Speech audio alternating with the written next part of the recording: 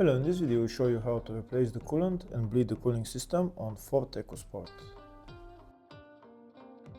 The procedure is very similar for all the different engines that this car is equipped with. In the video I show you how to replace the coolant. To drain the coolant you need to go underneath the car and there is a drain plug on the radiator, or if there is no drain plug you need to remove the lower radiator hose. So here in my case I've already drained the coolant. You can see the coolant tank is empty. Now I'm going to remove the coolant cap. Before I start adding coolant, first I'm going to go inside the car and I'm going to turn the ignition on, and then I'm going to set my heater to maximum temperature and the blower motor to the lowest setting. This way the heater valve will open and coolant will be able to flow inside the heater core. Now I'm going to turn the ignition off and I'm going to go outside the car and start adding coolant.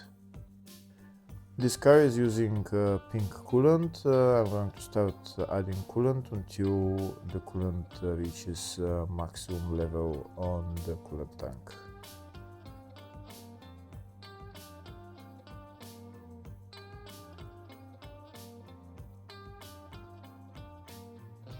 We can see as I'm adding, it's continuing to drop because air is coming out. If the video is useful, please like and comment on the video and subscribe to the channel to see more videos like this.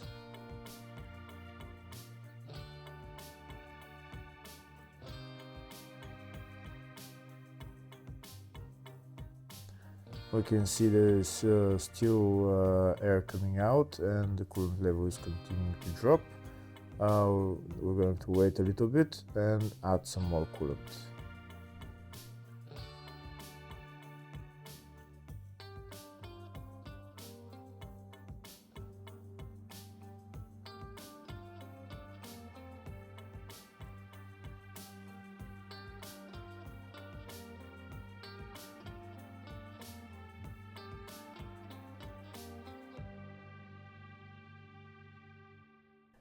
Here we can see there's still air bubbles coming out and the coolant level is still dropping, so we're going to wait a little bit more and add some more coolant afterwards.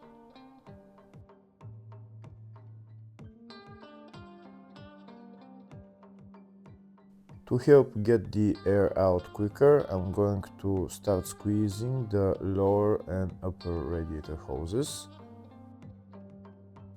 Here's the lower radiator hose. I'm going to start squeezing it and you see how there is going to be some air coming out and the coolant level will drop. Squeeze it like that for a while and you see how the coolant will start dropping. After the coolant level stops dropping while pressing the lower radiator hose, start pressing the upper radiator hose as well, and then add some more coolant afterwards.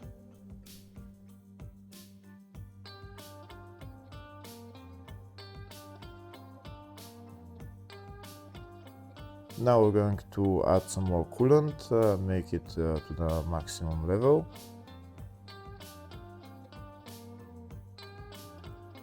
Now that coolant is to the maximum level, I'm going to remove the funnel. I'm not going to put on the coolant cap, I'm going to leave it out and I'm going to go inside the car and start the car.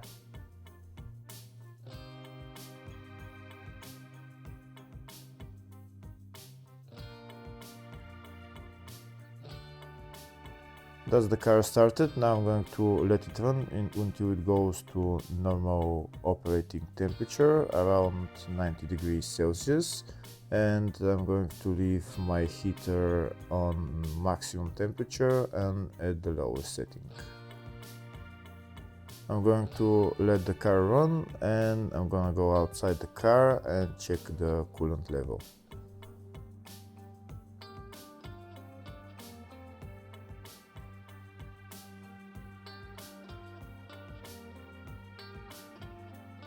Here we can see the coolant level dropped a little bit, so I'm going to add some more coolant until it reaches maximum level.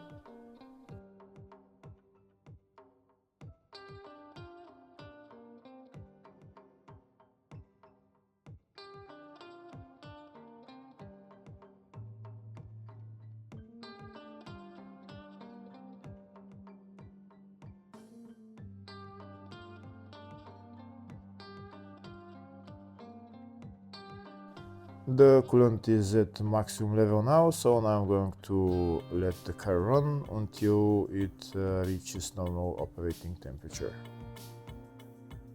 Once the car reaches normal operating temperature, the heating should start blowing hot air.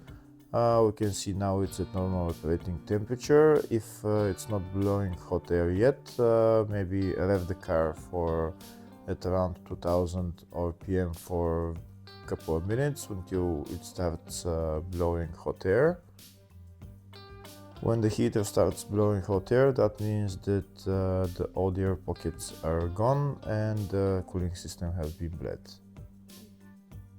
We continue to press the accelerator pedal, keeping it at around 2500 RPM, and wait for the heater to start blowing hot air.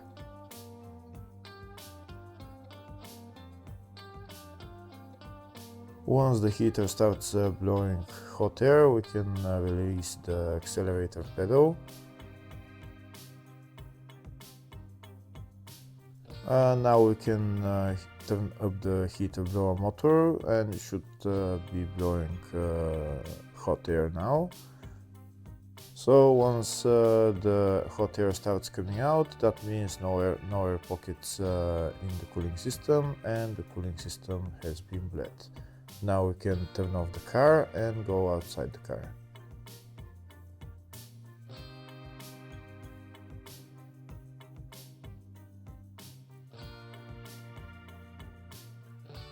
We're going to check the coolant level. We can see it's at maximum.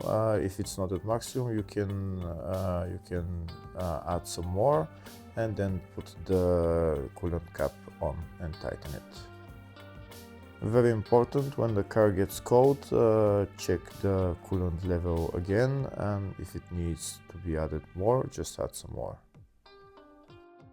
Next, I'll show you the whole procedure in the service manual of the bleeding procedure for this car. Hopefully the video was helpful. Please like and comment on the video and subscribe to the channel. Thank you.